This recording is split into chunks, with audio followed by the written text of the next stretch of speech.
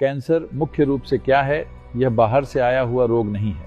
यह हमारे शरीर में हमारे द्वारा ही उत्पन्न होता है। जिसे हम कैंसर कोशिकाएं कहते हैं, वो तो सभी के शरीर में होती हैं।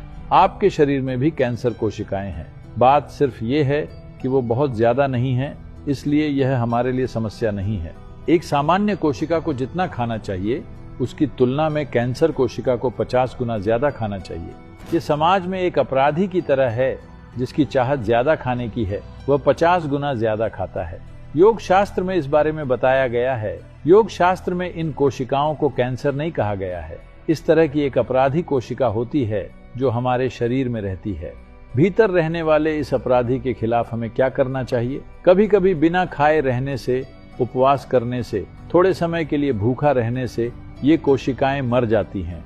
उपवास के समय यह कोशिकाएं जीवित नहीं रह सकती, क्योंकि सामान्य कोशिका की तुलना में उसे 50 गुना अधिक भोजन चाहिए होता है। आप थोड़े समय बिना भोजन रहते हैं तो ये कैंसर कोशिकाएं अपने आप कम हो जाएंगी, ऐसा योग शास्त्र कहता है। अब अगर कैंसर ज्यादा बढ़ गया है तो खाना न खाकर क्या उसे खत्म कर सकते हैं?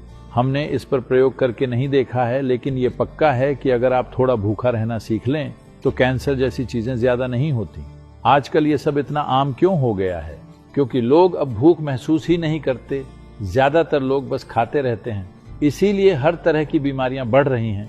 बिना जागरूकता के कुछ भी करते रहते हैं। इसीलिए हमारी परंपरा में एकादशी जैसे उपवास रखे गए हैं। एक दिन खाना नहीं खाना है, लेकिन अब वो भी ब्रेकफास्ट बन गया है। एक दिन उपवास करना ही चाहिए। अगर आप नहीं खाते हैं तो शरीर में जो क्रिमिनल सेल्स होते हैं वो कम हो जाते हैं, इसीलिए ऐसी परंपरा है।